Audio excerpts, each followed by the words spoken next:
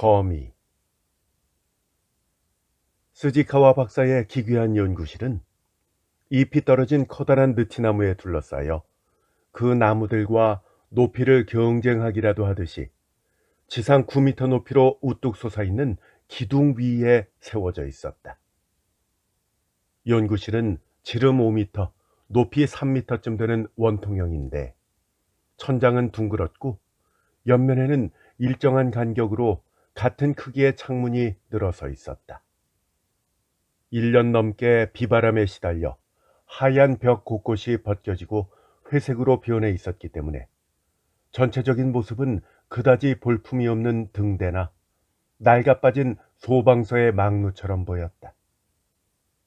나는 그것을 깊은 감회에 잠겨서 바라보았다. 1년 전에 물리화학의 태도인 스지카와 박사가 갑자기 대학 교수직을 내던지고 전혀 다른 분야인 거미 연구를 시작했을 때는 세상에 상당히 커다란 센세이션을 불러일으켰었다. 거기다가 박사가 도쿄 교외의 이런 들판에 소방서의 망루 같은 연구실을 짓고 지상 9미터에 있는 원통형 건물 속에 틀어박혀 있는 것을 보고는 박사가 미쳤다고 한탄한 사람도 적지 않게 있었다. 사실 나도 역시 박사의 참뜻을 이해할 수가 없어서 약간 어이없어 했던 사람 중에 한 명이었다.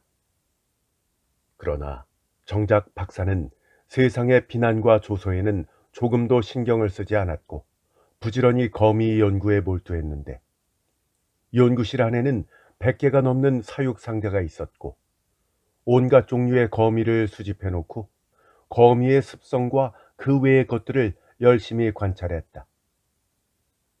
6개월도 채 지나지 않아서 박사의 이 기묘한 연구실에서는 세계 각지의 진귀한 거미들을 볼 수 있게 되었다.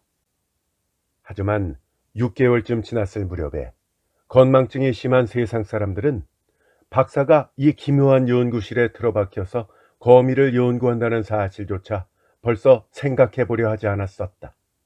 그러던 중 한 사건이 발생했을 때 다시 세간의 관심을 끌게 되었다.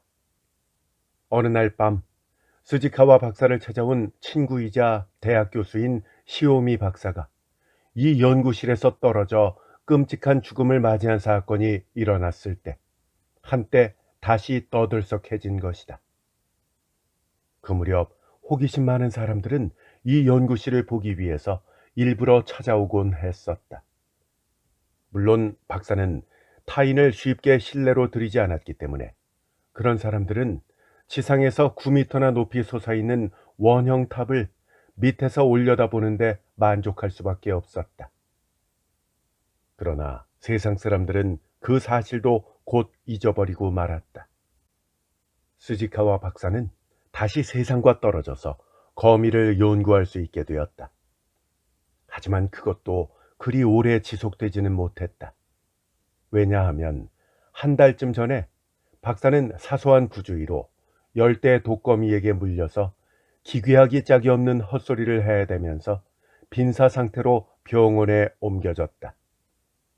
그리고 일주일쯤 혼수 상태에 있다가 결국 세상을 떠나고 말았던 것이다. 세상 사람들은 물론 다시 박사에 대해서 떠들어대기 시작했지만 그도 또한 오래가지는 못했다. 박사의 죽음과 함께 이 기괴한 연구실과 그 안에서 생식하고 있는 수백 마리의 거미에 대해서 지금은 돌아보는 사람조차 없어졌다.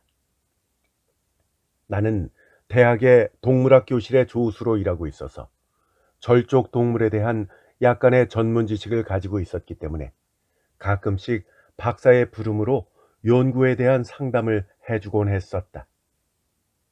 스지카와 박사는 앞에서도 말한 것처럼 물리화학에서는 세계적인 학자였지만 동물학에서는 비전문가였기 때문에 나 같은 사람이라도 조금은 박사의 연구를 도울 수 있었던 것이다. 하지만 그것도 극히 초반의 일일 뿐이었고 박사처럼 뛰어난 두뇌를 가진 사람에게 나 같은 사람은 감히 따라갈 수 없을 정도의 지식을 획득한다는 것은 참으로 간단한 일이었다. 나는 박사에게 어째서 전문인 물리화학을 버리고 갑자기 거미에 대한 연구에 종사하는 것이냐고 한두 번 물은 적이 있었지만 박사는 웃기만 할 뿐 대답은 하지 않았다. 박사 유족들의 머리를 아프게 한 것은 이 연구실의 정리였다. 건물 자체도 그렇지만 그 안에 있는 수백 마리의 거미를 처분하는 일에 관해서는 거의 손도 대지 못하고 있었다. 왜냐하면 그 거미들 속에는 사람의 목숨까지 앗아가는 독거미도 있었기 때문인데 유족들은 무서워서 접근도 하지 못했으며 약간의 전문 지식이 있는 내게 처분을 완전히 맡겨버리고 말았다. 그래서 내가 오늘 혼자서 여기에 이렇게 온 것이다. 한편 나는 낙엽을 밟으며 이 기묘한 건물에 접근을 했다. 한동안 깊은 감상에 젖어 원형의 탑을 올려다 본 뒤 경사가 급한 철근 콘크리트 계단을 올랐다. 계단을 다 오르고 나자 거기에 0.5평이 조금 넘을 정도의 층계참이 있었고 연구실 안으로 들어가는 유일한 문이 그곳과 연결되어 있었다. 계단과 층계참은 물론 원형 연구실과 밀착되어 있었지만 서로를 따로따로 만들었기 때문에 아주 좁은 틈을 두고 분리되어 있었다. 이것은 사소한 일이지만 후에 중요한 관계를 갖게 되기 때문에 특별히 덧붙여두는 것이다. 나는 연구실 안으로 들어갔다. 박사의 생전에 종종 출입을 했었고 동물학, 특히 절족동물문에 대해서 전공을 하고 있는 내게는 충분히 익숙한 것이었음에도 불구하고 나는 나 자신도 모르게 섬뜩한 생각이 들어서 멈춰 서고 말았다.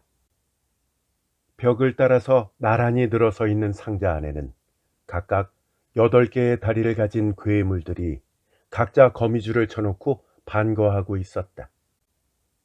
커다란 왕거미와 노란색의 검푸른 띠를 두른 여왕거미, 다리가 몸통의 10배 이상이나 되는 장님거미, 등에 노란 반점이 있는 유령거미, 진기한 기무라거미, 그 외에도 함정거미, 땅거미, 입거미, 납거미, 무당거미 등 온갖 종류의 거미들이 한 달 정도 먹이를 주지 않았기 때문에 극도로 야위어서 탐욕스러운 눈빛을 번쩍번쩍 번뜩이고 있었다.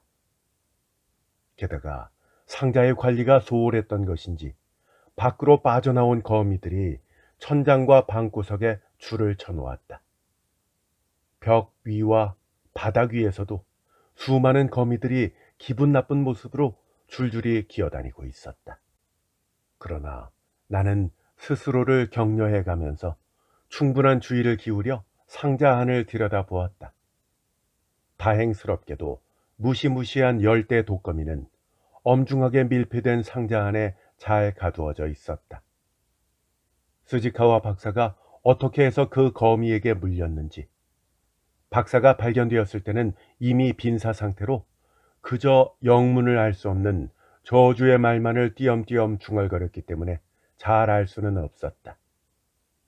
어쨌든 그 독거미는 탈출을 하지 않았기 때문에 나는 조금 안심이 되었다. 그런 다음 나는 방 구석구석, 책장과 책상의 뒤, 바닥의 틈새 등을 면밀하게 살펴보기 시작했다. 혹시 내가 모르고 있던 유독한 거미가 탈출해서 어딘가에 숨어 있을지도 모른다고 생각했기 때문이다. 나는 약간 피곤이 느껴져서 잠깐 휴식을 취하기 위해서 방 가운데 있는 박사의 안락 의자에 먼지를 털고 털썩 앉아서 담배에 불을 붙였다.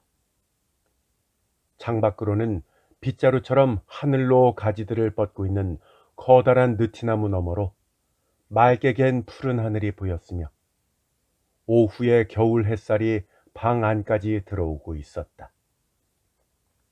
피어오르는 담배 연기를 바라보면서 나는 생전에 박사에 관한 일들을 멍하니 생각했다. 굳이 말하자면 박사는 어딘가 음침한 면이 있고 사람 사귀기를 싫어하는 성격이었다. 그랬기 때문에 학문에 있어서는 상당한 공적을 쌓았으면서도 같은 학자들 사이에서는 오히려 미움의 대상이 되었다. 특히 박사의 동료였던 시오미 박사는 쾌활하고 밝은 사람이었기 때문에 스지카와 박사와는 아무래도 맞지 않았는데, 음침했던 만큼 스지카와 박사 쪽이 언제나 압박을 받기 쉬웠다. 시오미 박사는 특별히 의식하지 않았을 테지만 스지카와 박사는 시오미 박사를 매우 좋지 않게 생각하고 있었던 듯했다. 물론 스지카와 박사는 언제까지나 내성적이었기 때문에 대놓고 불쾌함을 드러낸 적은 없었던 것 같다. 이런 생각을 하고 있는 동안 나는 문득 시오미 박사가 연구실 계단에서 떨어져 비참하게 목숨을 잃은 일에 대해서 떠올렸다. 그것은 지금부터 6개월쯤 전, 여름이 거의 끝나갈 무렵의 일이었다. 스지카와 박사의 부름으로 저녁 7시쯤에 내가 이 방에 들어섰을 때, 스지카와 박사는 내가 지금 앉아있는 안락 의자에 몸을 묻은 채 함께 있던 시오미 박사와 활발한 의견 개진을 하고 있었다. 스지카와 박사의 모습은 평소와는 달리 매우 들떠서 전혀 다른 사람처럼 커다란 소리로 웃곤 했다. 박사는 나를 보자마자 자리에서 일어나서 곁에 있던 의자를 권하고는 시오미 박사를 소개했다. 시오미 박사는 입구의 문을 등지고 앉아 있었다.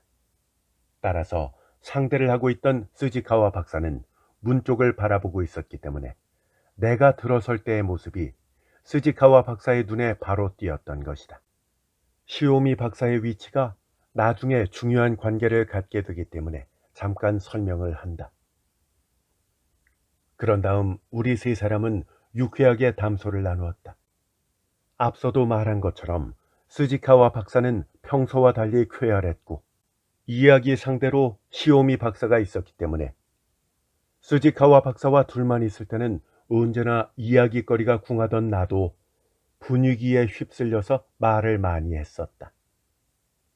그때 나는 유머 섞인 시오미 박사의 독특한 야유와 빈정거림과 유창한 언변에 감탄했다.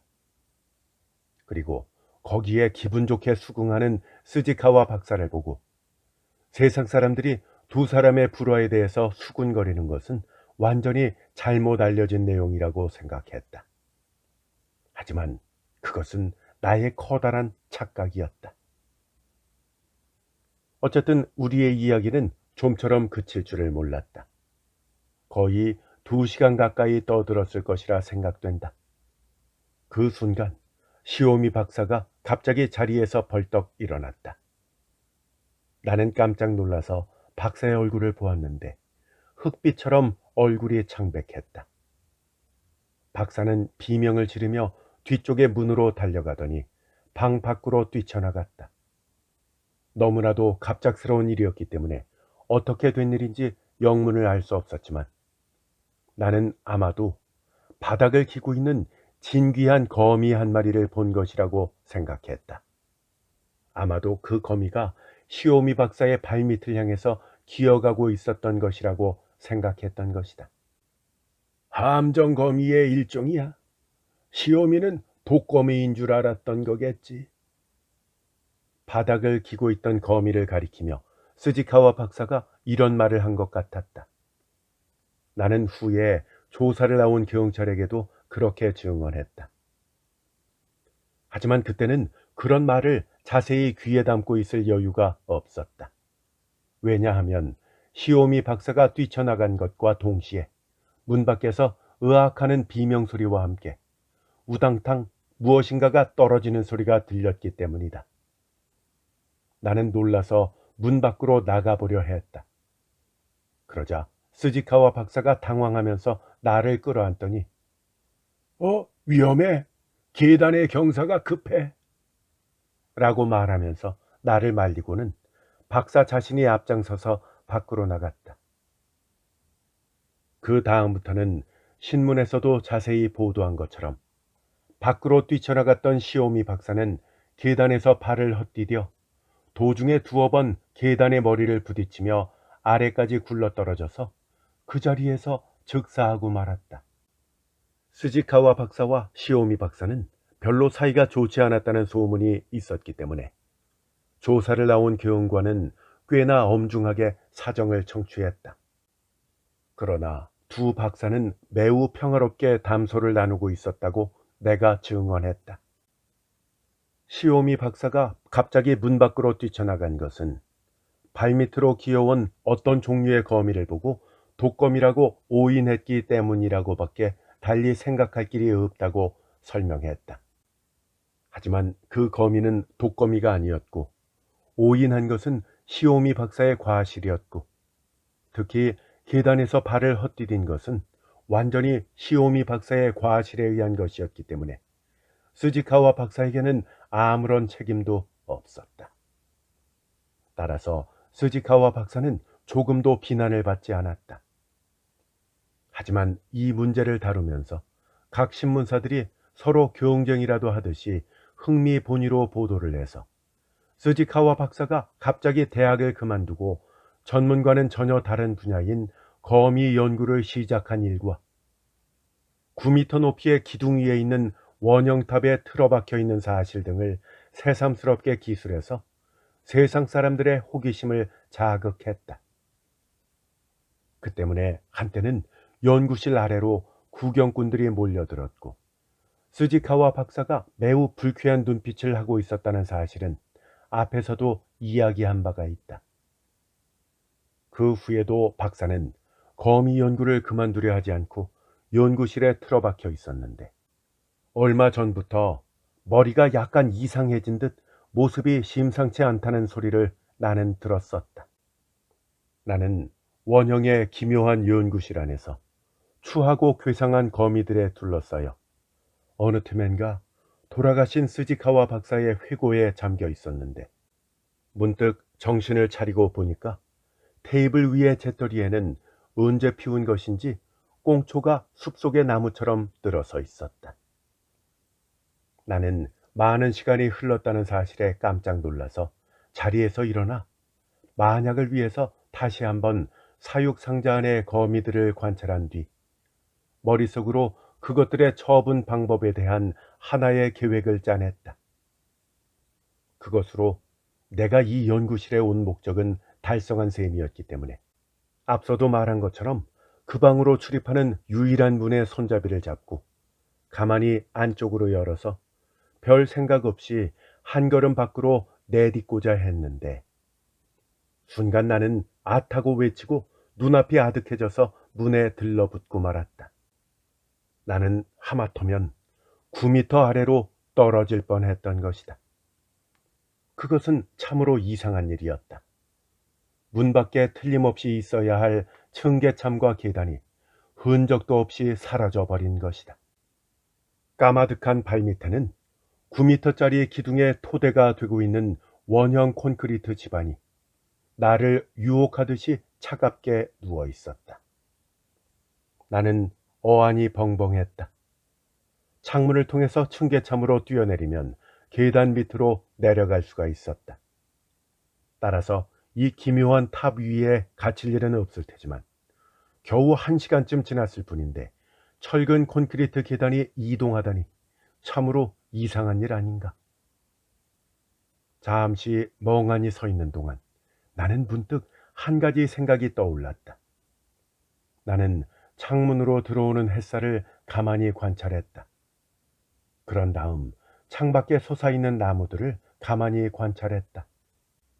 그리고 나는 드디어 발견했다.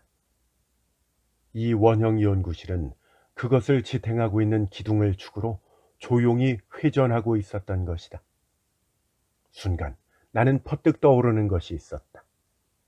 나는 이 방에 들어온 지 얼마 지나지 않아서 책상 뒤에 이상한 스위치가 있는 것을 발견했는데 딸깍딸깍 돌려보다가 마지막에는 원래대로 해놓은 것이라 생각했지만 그 때문에 위치가 바뀌어서 지름 5m쯤 되는 이 철근 콘크리트의 둥근 탑이 회전을 시작한 것임에 틀림없었다. 나는 탑이 회전한 거리를 어림잡아 보았는데 계단이 이동한 거리는 약 5m 정도였고 각도로 따지면 약 120도 정도쯤 되는 것 같았다. 이동에 걸린 시간이 약 1시간이었으니까 회전 속도는 약 3시간에 360도, 즉 한 바퀴를 도는 것인 듯 했다. 3시간에 한 바퀴.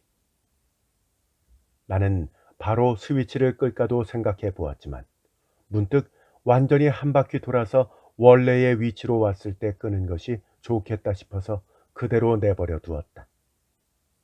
그리고 다시 방 가운데 있는 안락 의자에 앉아서 무엇 때문에 이 연구실이 회전하도록 만들어진 것인지 조용히 생각하기 시작했다. 나는 문득 한 가지 생각이 떠올랐다. 하지만 그것은 너무나도 섬뜩한 생각이어서 나는 순간 눈앞이 캄캄해졌다. 나는 아픈 머리를 끌어안고 자리에서 일어났다. 그리고 미친 사람처럼 방 안을 돌아다녔다. 그러다가 나는 거칠게 방 안의 물건들을 닥치는 대로 밀어붙이며 초조한 마음으로 무엇인가를 찾기 시작했다. 나는 스지카와 박사의 비밀을 알고 싶었던 것이다. 이 연구실의 어딘가에는 스지카와 박사의 비밀이 숨겨져 있을 것이라고 믿었던 것이다. 마치 미친 사람처럼 거칠게 뒤져대던 나는 마침내 책꽂이 뒤쪽의 비밀 장소에서 고 스지카와 박사의 일기를 발견했다. 나는 떨리는 손으로 페이지를 넘겼다. 그리고 나는 역시 거기서 박사의 비밀을 찾아내고 말았다. 스지카와 박사의 일기는 다음과 같다. 모월 모일 에스를 죽이기로 결심한 지 3개월이 지났다. 최근에야 드디어 하나의 계획이 떠올랐다. 에스를 죽여야만 하는 이유는 매우 주관적인 것이지만 나는 양심을 달래기 위해서 정당화할 필요는 없다고 생각한다. 나는 세상을 속이면 되는 것이다. 양심을 속일 필요는 어디에도 없다. 나는 에스를 죽이겠다는 마음이 조금이라도 무뎌지면 그가 내게 가한 수많은 유형무형의 모욕을 생각하기만 하면 된다. 에스는 우리 둘만 있는 자리에서든 공개적인 자리에서든 해악이라는 가면을 쓰고 나를 비웃고 나를 경멸하고 나를 압박하고 나를 욕해왔다. 이것은 그가 의식하고 있던 의식하고 있지 않든 그것과는 상관없이 내게는 견딜 수 없는 모욕이다. 하지만 나의 소심한 성격과 눌변에 비해서 그의 화려한 성격과 웅변은 나로 하여금 그에게 반항을 할 수 없게 만들었다. 그리고 언제나 나를 광대의 지위에 올려놓았다. 웃음거리로 만든 것이다. 세상 사람들은 그의 웅변과 해악에 현혹돼서 떠들썩하게 웃을 때마다 그 뒤에 나라는 피해자가 이를 갈고 있다는 사실을 전혀 깨닫지 못했다. 아니, 이제 와서 내가 이런 말을 장황하게 늘어놓을 필요가 없다. 결론은 간단하다. 나는 에스를 증오한다. 죽이지 않고는 견딜 수 없을 정도로 증오한다. 그것은 움직일 수 없는 사실이다. 문제는 그를 죽이는 방법이다. 나는 지난 3개월 동안 온갖 살인 방법에 대해서 연구해 보았다.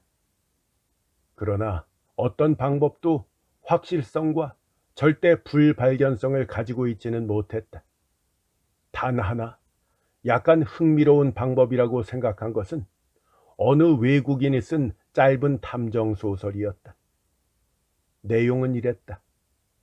A라는 어떤 남자가 B라는 남자를 살해할 수밖에 없었기에 어떤 커다란 빌딩의 1층과 꼭대기층에 똑같은 위치에 있는 방을 하나씩 빌려서 그것을 완전히 똑같이 꾸몄다.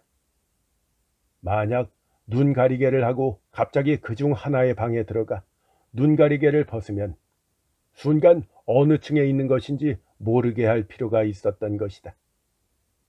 모든 준비를 마친 다음 어느 날 밤 A는 B를 1층에 있는 방으로 데리고 들어가서 갑자기 그의 자유를 구속한 뒤 이 방에는 자동 폭파 장치가 설치되어 있다고 거짓말을 하고 지금부터 30분 뒤인 정각 9시가 되면 이 방이 폭파돼서 너는 산산조각이 날 것이라고 협박한 다음 그에게 수면제를 투여해서 혼수 상태로 만들었다.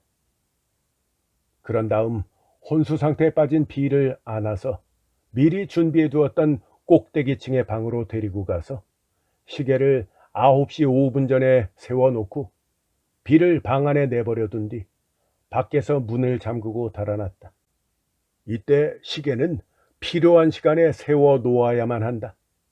왜냐하면 언제 눈을 뜰지 알 수 없기 때문이다. 드디어 B가 눈을 떴다. 정신을 차리고 보니까 손발이 묶여 있었다.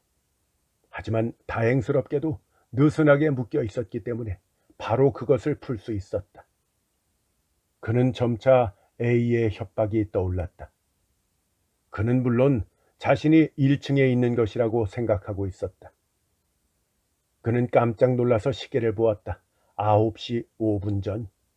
폭발까지는 앞으로 5분밖에 남지 않았다. 그는 당황해서 문으로 달려갔다. 그러나 문은 꿈쩍도 하지 않았다. 그의 당황스러움은 극에 달했고 그는 창문으로 달려갔다. 그런데 다행스럽게도 창문은 닫혀 있지 않았다. 그는 물론 그곳이 1층이라고 생각하고 있었다. 그랬기에 그는 힘껏 뛰어내렸다. 잠시 후 그는 길가에 피투성이가 된 채로 쓰러져 즉사하고 말았다. 이런 내용의 소설이다. 이 방법은 꽤나 교묘하다. 하지만 가만히 생각을 해보면 꼭대기층과 1층의 같은 위치에 있는 방을 빌려서 완전히 똑같이 꾸며놓고 다른 사람의 의심을 사지 않도록 하기란 상당히 어려운 일이다. 그리고 혼수 상태에 빠진 사람을 혼자서 끌어안고 1층에서 꼭대기층까지 누구의 눈에도 띄지 않고 옮긴다는 건 역시 쉽지 않은 일이다. 게다가 이 방법의 치명적인 결함은 결과가 완전히 우연적일 뿐 필연성이 전혀 없다는 점이다. 왜냐하면 눈을 뜬 B가 생각대로 당황을 해준다면 모르겠지만 혹시라도 냉정하게 관찰을 한다면 가장 먼저 시계가 멈춰 있다는 사실을 깨닫게 될 것이다. 다음으로 창문을 열었을 때 그곳이 1층이 아니라는 사실을 알게 될지도 모를 일이다. 그리고 가장 두려운 것은 일단 간파를 당하게 되면 B의 진술에 의해서 A는 살인 미수라는 벗어날 수 없는 운명을 맞이하게 될 것이라는 점이다. 그래서 나는 이 방법에다가 한 가지 개선책을 더했다. 그것은 B에 대해서 어떠한 강제력도 가하지 않는 것이다. 강제력을 가하지만 않는다면 혹시 실패를 했다 할지라도 아무런 비난도 받지 않게 된다. 모월 모일. 나는 예정대로 대학을 그만두었다. 교외에 있는 연구실의 공사도 순조롭게 진행되고 있다. 원래 나는 집안의 일부에 연구실을 지으려 했다. 그러는 편이 가끔 S를 초대하기에도 좋을 것이라고 생각했지만 아무리 교묘한 방법이라고 할지라도 사람들의 눈이 많은 시내에서는 내 계략을 간파당할 우려가 있었기에 불편한 교외를 선택하게 된 것이다. 모월 모일. 드디어 연구실이 완성되었다. 연구실의 비밀에 대해서 나는 마침 적당한 사람을 알고 있었기에 절대 다른 사람에게는 새어나가지 않을 것이다. 설계와 시공을 한 사람은 연구에 필요한 것이라고 믿고 있다.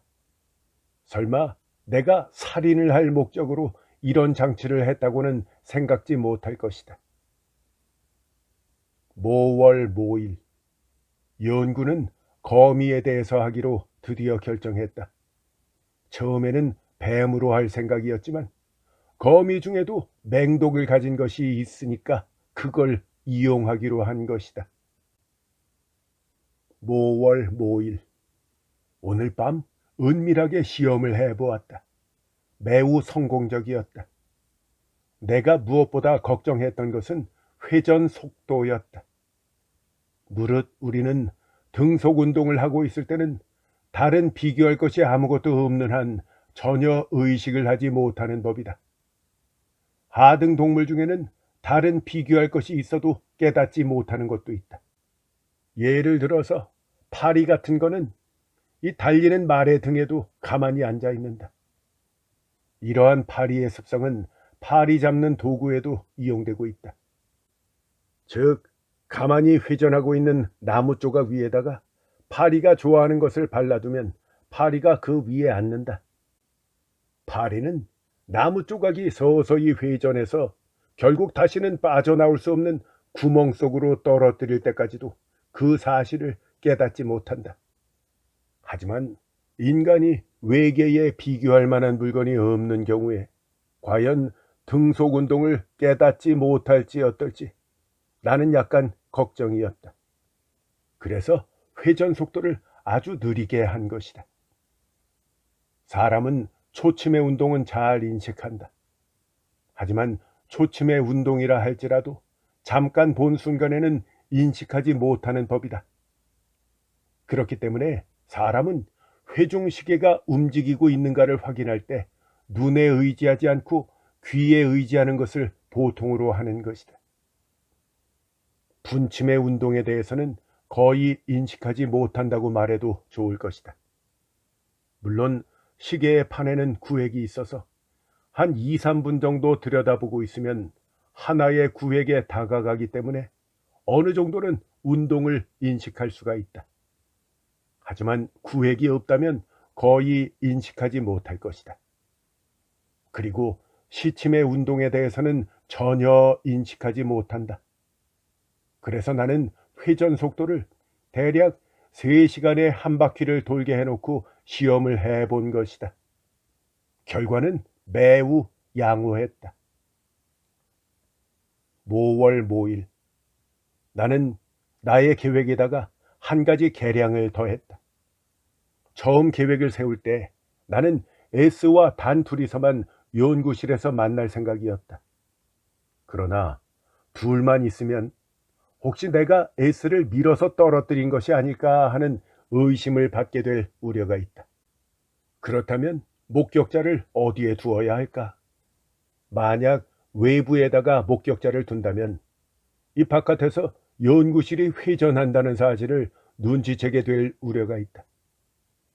그리고 나는 아무도 없는 밤, 창문으로 밖의 사물이 보이지 않는 시간을 선택하지 않으면 안 되니까 목격자를 결코 밖에 두어서는 안 되는 것이다.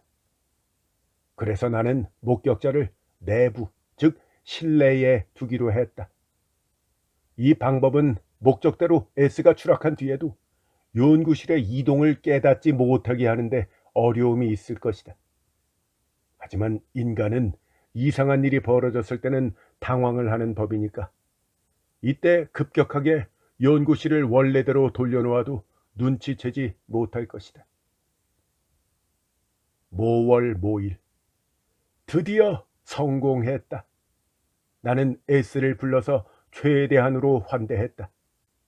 불쌍하게도 S는 자신이 곧 죽게 될 것이라는 사실도 모른 채 여전히 비아냥거림을 섞어서 나를 야유하며 이야기를 했다. 나는 속으로 기뻐하면서 그에게 독거미가 얼마나 무서운지, 또 최근에 한 마리가 도망을 쳤는데 아직도 찾지 못했다는 이야기를 들려주었다. 역시 그는 매우 불안해했다. 잠시 후 미리 불러두었던 대학 동물학교실의 조수인 K가 찾아왔다. 나는 몰래 스위치를 돌려서 연구실을 천천히 회전시켰다. 물론 아무도 눈치채지 못했다. 나는 거기다가 눈치를 채지 못하게 하기 위해서 열심히 이야기를 했던 것이다. S와 K는 내가 평소에 나와 다르다는 사실을 약간 눈치챘을지도 모른다. 나는 적당한 때를 가늠해서 미리 발밑에 숨겨두었던 함정 거미의 일종을 놓아주었다. 거미는 어슬렁어슬렁 에스 쪽으로 기어갔다. 독거미에 대한 얘기에 겁을 먹고 있던 그는 새파랗게 질려서 자리에서 벌떡 일어났다. 그리고 문 밖으로 뛰쳐나갔다. 어쩌면 에스는 내가 자신을 죽일 생각으로 독거미가 그에게 향하도록 한 것이라고 생각한 것일지도 모른다. 그는 내가 자기를 증오한다는 사실을 어느 정도 느끼고 있었을 것이다. 그의 도망치는 모습이 너무나도 진지했다. 물론 이때 문은 층계참에서 아주 조금밖에 떨어져 있지 않았을 것이다. 하지만 아주 조금이라도 떨어져 있다면 어쩔 수 없는 것이다. 그는 순식간에 발을 헛디뎌서 일단 계단의 중간쯤에 떨어졌고 다시 튕겨나가서 땅바닥에 떨어졌다. 그는 즉사했다. 나는 목적을 완전히 달성한 셈이지만 혹시 그가 즉사하지 않았다 할지라도 내가 죽이려고 한 것이라고는 말할 수 없었을 것이다. 목격자 K는 물론 나의 사리를 깨닫지 못한다. 에스가 거미를 무서워한 나머지 비명을 지르며 밖으로 뛰어나갔다가 계단에서 미끄러져 떨어진 것이다 라고 생각할 것이다.